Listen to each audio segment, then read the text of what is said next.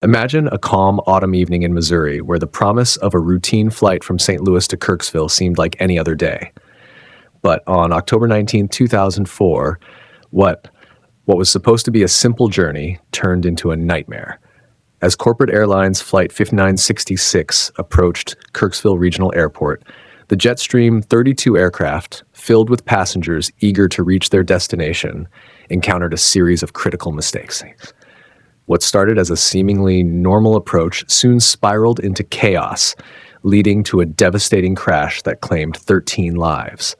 In this video, we delve into the tragic events of Flight 5966, uncovering the pilot errors and decision-making failures that led to one of the most heartbreaking accidents in recent aviation history. Join us as we explore the details of this tragic flight and the lessons learned from its tragic end. As corporate airlines Flight 5966 approached Kirksville Regional Airport, the pilots, Captain Kim Sassy and First Officer Jonathan Palmer, were meticulously preparing for the landing. They had just completed their approach briefing, outlining the necessary steps in case they had to abort and go missed. Captain Sassy, a seasoned pilot since the late 1980s but only flying professionally for the last 5 years, calmly instructed his co-pilot to review their procedures, maintaining a level-headed demeanor that had become his trademark. First Officer Palmer, with 3 years of professional flying experience under his belt, was also highly competent, though still navigating his path in the aviation world. He, like many others, viewed his time in regional airlines as the essential dues to be paid before moving up to major airlines or high-end corporate jobs. Yet, despite the grind, this is where pilots built their time, gathered experience, and honed their skills. On board the Jetstream 32 aircraft were 13 passengers, among them Wendy Bonham, a medical professional traveling with a group of doctors to a conference. Wendy recalled the flight being smooth, with no turbulence or bouncing, just a peaceful journey. The doctors, familiar with each other, chatted excitedly about the conference ahead, the topic being compassion in medicine, which intrigued Wendy. She was relatively new at Kirksville College, but felt eager to attend the panels and learn from her peers. Despite the calm in the cabin, the pilots faced the intense workload that came with short regional flights. The journey from St. Louis to Kirksville was only 50 minutes, and as soon as the plane was stabilized after takeoff, preparations for landing had to begin. The Jetstream 32, a reliable and economical aircraft built for such short trips, was a good fit for these regional routes. However, without autopilot, it demanded constant attention from the pilots, adding to their fatigue after a week of challenging flights through rough weather. Approaching Kirksville, the visibility was poor, casting an eerie and unsettling atmosphere outside the cockpit. Despite the ominous conditions, the pilots remained focused. They were flying a non-precision approach, meaning they lacked the vertical guidance that would make landing smoother. To ease the burden, they configured the aircraft early, slowing down and setting the flaps to 10 degrees, allowing themselves more time to react as they neared the runway. Every step was executed with precision, a testament to the experience and professionalism of both pilots. The runway lights at Kirksville are pilot-activated, a feature often found at smaller airports to cut down on operational costs. This meant that the lights weren't always on and needed to be triggered by the pilots themselves using a series of microphone clicks on a specific radio frequency. In conditions with low visibility, like at night, those lights were crucial. Without them, the pilots wouldn't be able to see the runway, making a safe landing impossible. The pilots of Flight 5966, knowing this, acted cautiously. They clicked the microphone 7 times to activate the lights, but being too far out, they couldn't yet confirm whether the lights were on. Captain Sassy, determined to avoid any surprises, decided to check with the ground crew to ensure everything was ready. They called Kirksville operations to verify the lights were active, and once confirmed, the crew felt reassured. Meanwhile, inside the cabin, one passenger, a doctor, had neglected to fasten her seatbelt. Though it wasn't a major concern, one of the flight attendants, a self-described rule follower, was uneasy about it. The urge to remind the passenger tugged at them, but they chose to remain silent, not out of fear, but because it was ingrained in their nature to follow protocol.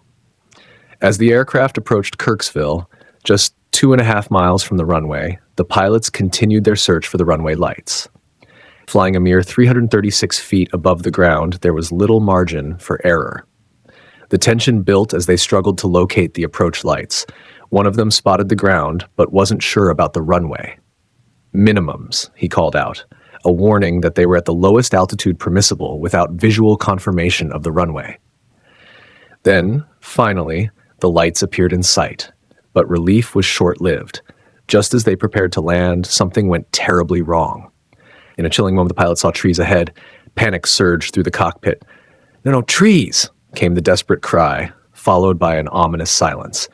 Flight 5E966 crashed into a wooded area just 1.2 miles from the Kirksville airport. The unthinkable had happened. When one of the survivors, Wendy Bonham, regained consciousness, the scene was eerily quiet, save for the crackling sound of fire. She and a colleague, Dr. Kroig, were suspended in the trees. Instinctively, Wendy knew she had to move, her fear of an explosion driving her to escape the wreckage. Despite the chaos, Wendy couldn't recall how she managed to move from her seat to the side of the plane or how she fell to the ground. Standing on the forest floor, Wendy saw Dr. Kroig nearby, lying on the ground. Of the 13 people on board, including both pilots, only the 2 of them survived. The others, incredible individuals who had contributed so much to their communities, were gone.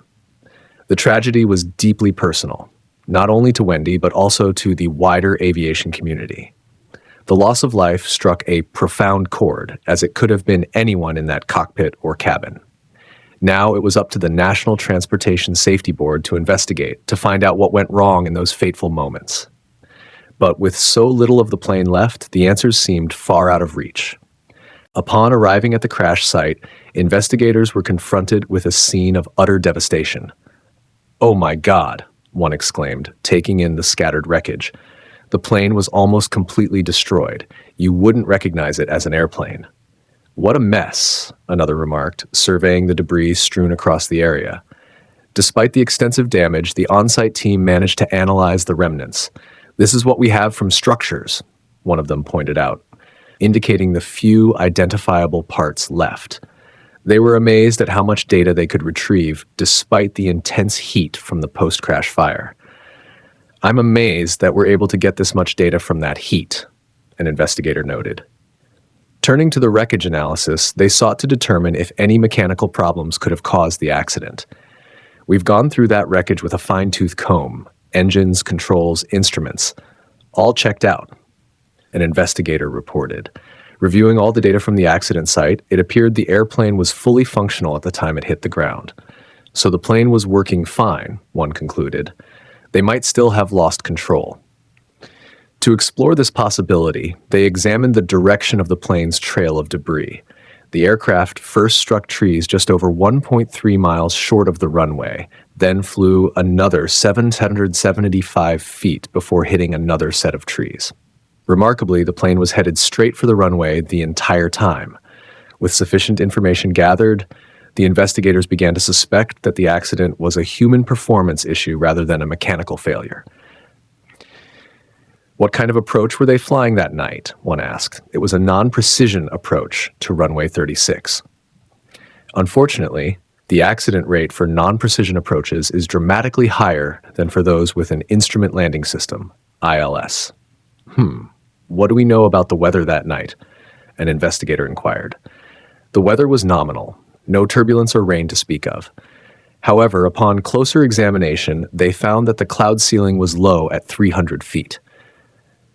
The cloud ceiling, the distance between the base of the clouds and the ground, meant they were flying blind through the clouds with poor visibility. "It's misty. Visibility is poor," an investigator noted. "Those are bad conditions for a non-precision approach." The question remained, were these conditions severe enough to cause the accident? "Well, let's find out," another responded. In low visibility conditions, a non-precision approach is very challenging to fly because pilots must descend to the lowest safe altitude, level off, flying along while searching for the runway environment. Investigators spoke to a pilot who had landed in Kirksville ahead of Flight 5E966. He reported that flying was smooth, but visibility was right on the cusp, maybe 2 to 5 miles. Half the state had been soupy for a couple days, he added. When asked about the visibility for landing, he said, "No issues. If it had been worse, we would have gone around." This raised a critical question. Why did Flight 5966 crash when other aircraft flew the same approach safely that night? So the question became, what went wrong that day, an investigator pondered, and that takes time to put together. They gathered the performance data to see how the pilots handled the approach. Using a combination of data from the flight recorder and radar, investigators analyzed the flight's descent profile. It was important for the team to examine how the aircraft ended up where it did. They started by reviewing the entire approach segment by segment. They come in like this and continue straight to the ground, one investigator demonstrated, indicating a continuous descent without leveling off. They noted the plane was supposed to level off at the minimum descent altitude, MDA, before continuing to descend to the runway. Why would they blow right past the MDA like that? He questioned.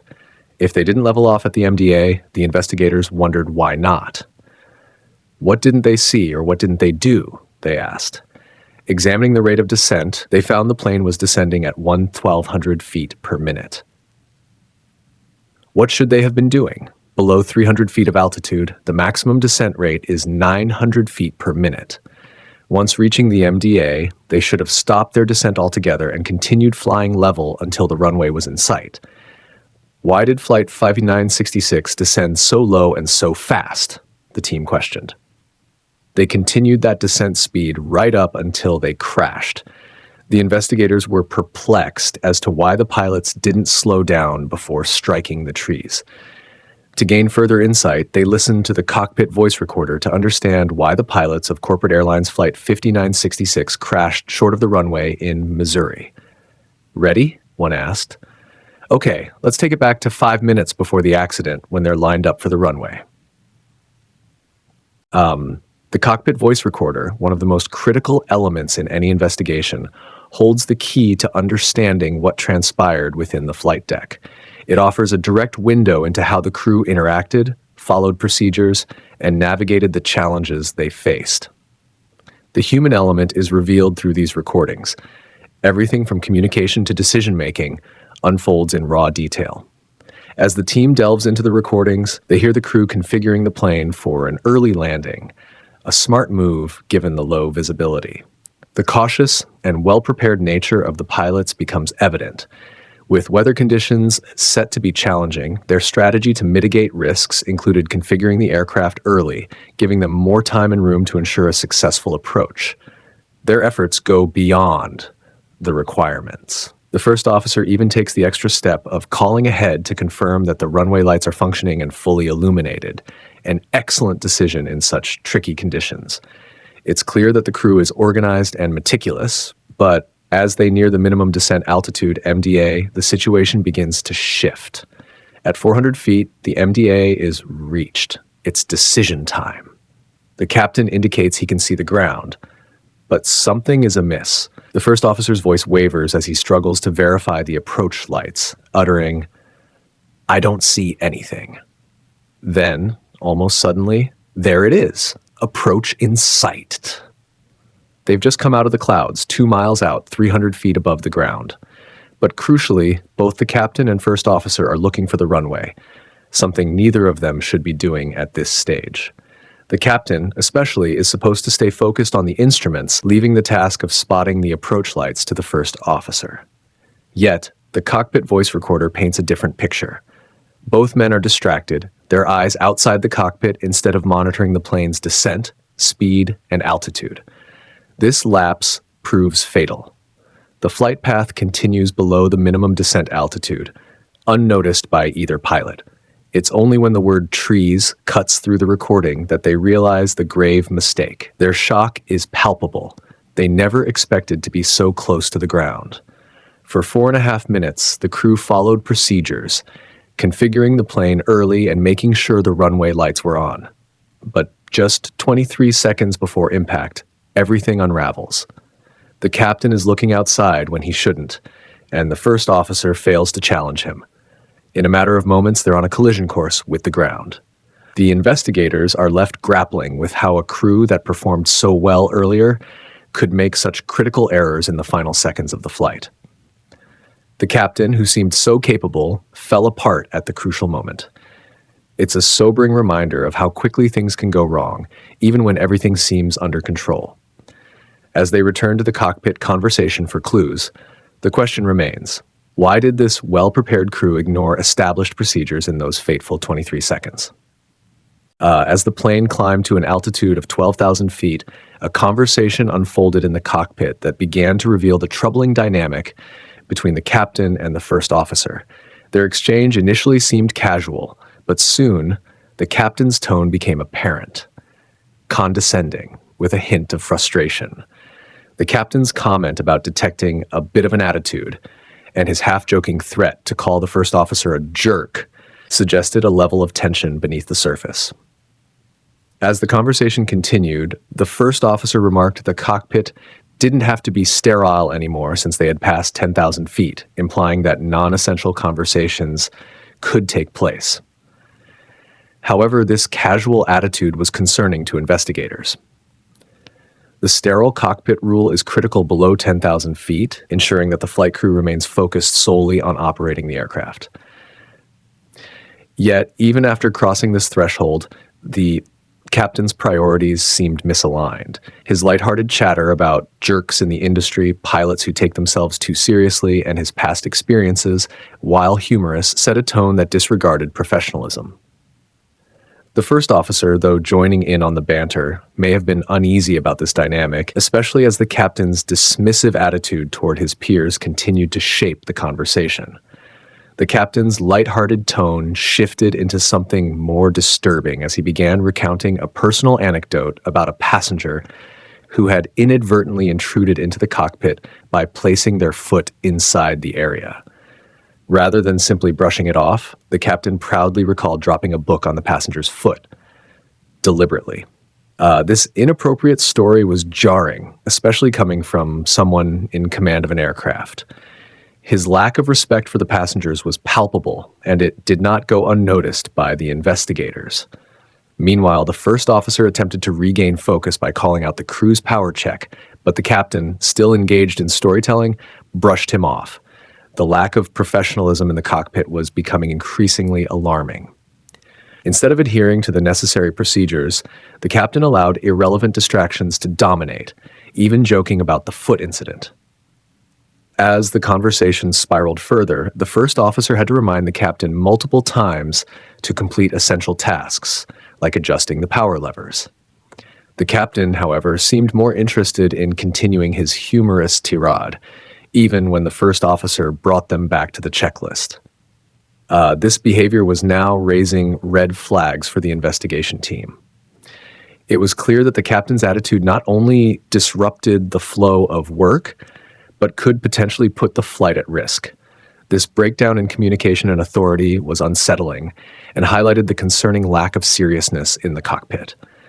The gravity of the situation was not lost on the investigators, who were beginning to question whether this casual and distracting atmosphere might have played a role in later critical moments of the flight. Would the first officer be able to stay focused when it mattered most? Or had the captain's attitude already compromised the chain of command in a way that could not be reversed? It appears that a complete breakdown in the command structure led directly to this accident. But the question remains, why? Investigators now turn their attention to the personnel files. They meticulously examine the pilot's training and past flights to determine if the crew of Flight 5966 had any history of deviating from standard airline procedures. Understanding the background of the pilots, their habits, and performance in previous flights is crucial. Were there recurring issues? Had similar problems shown up before this incident? The captain, it turns out, had left a well-paying job in the computer industry to pursue his dream of flying. With plenty of hours logged and all checks passed, he was on the brink of landing a job with a major airline.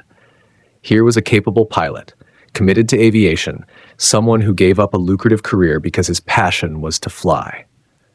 The first officer, too, had a clean record, 10 years of experience, and no prior incidents to speak of. Yet, something was off. The two pilots had been joking excessively, almost as if they were punch drunk. It raises a vital question. Were they overtired? Fatigue is a subtle but significant factor that can degrade performance quickly. The investigators knew that when a pilot is overtired, precision and judgment suffer. They decided to dig deeper and reached out to other pilots who had flown with the crew for more insight. One pilot mentioned that the captain had tried to take a nap in the lounge before the flight. However, being 6'4", the captain struggled to fit on the small couch, which wasn't ideal for resting. He managed perhaps an hour of sleep at most. But that was not enough. Fatigue, once it sets in, can impair performance, much like alcohol, affecting alertness and decision-making. These classic signs of fatigue were becoming evident.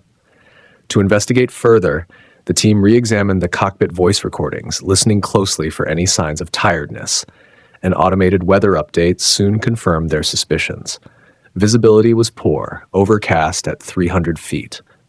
"We're not getting in," the captain muttered in frustration, but then quickly resolved to attempt the landing anyway, determined not to have come all that way for nothing. His fixation on landing was clear, a dangerous mindset given the conditions they were flying into. The day's long duty seemed to weigh heavily on both men, and they were eager to finish the flight. Yet this wasn't just about fatigue, it was about fixation. When the weather report came in, the captain should have been discussing alternatives, but instead, he complained about the lack of automated landing systems at the airport. Rather than focusing on the immediate issue, he talked about future job prospects and his ambitions of flying for a larger company. As the plane approached Kirksville, the mood in the cockpit shifted oddly. After lamenting the poor weather just moments before, the two pilots began cracking jokes. This lapse in seriousness at such a critical time pointed to their fatigue.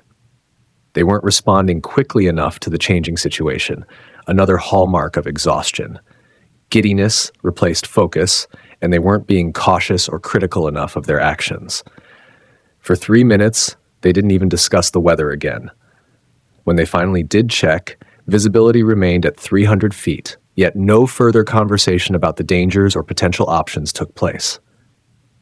The captain's mind was set. He was determined to land, no matter the cost. As the approach continued, the toll of fatigue became evident.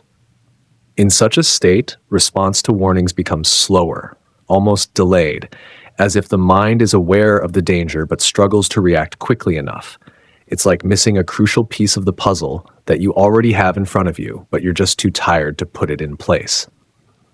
And then, the pilots were faced with the risky decision. Should they attempt a landing, even though they weren't sure if they could see the runway clearly? As they reached the minimums, the critical point where they needed to make a decision, there was a moment of doubt. "I don't see anything," one said, only to realize a split second later, "Oh, yeah, there it is. The approach is in sight." But that fleeting moment of indecision would soon haunt them. They had made the choice to land, a decision they would regret almost immediately. The flaps were set, but the looming sight of trees below signaled the impending disaster. Investigators would later conclude that fatigue had played a significant role in the crash of Flight 5966. The pilots had become so fixated on landing that they failed to consider other, safer options. Despite all the warning signs, the exhaustion clouded their judgment. Fatigue, as experts agree, is one of the most critical factors affecting human performance in aviation. It's subtle, often unnoticed by the person themselves, yet it can dramatically impair decision-making. Scientific evidence suggests that individuals tend to underreport their own levels of tiredness, thinking they are more alert than they truly are. So, how much had the crew worked before the fateful flight? Investigators carefully analyzed their duty hours. Fatigue isn't just about feeling tired, it's about how much sleep someone has gotten, how long they've been awake, and the time of day. The science behind this is well studied, and based on the analysis, it was clear that the crew had been working non-stop for days. The night before the crash, they had just 7.5 hours of rest, and on the day of the accident, had already flown 6 flights over 14 hours.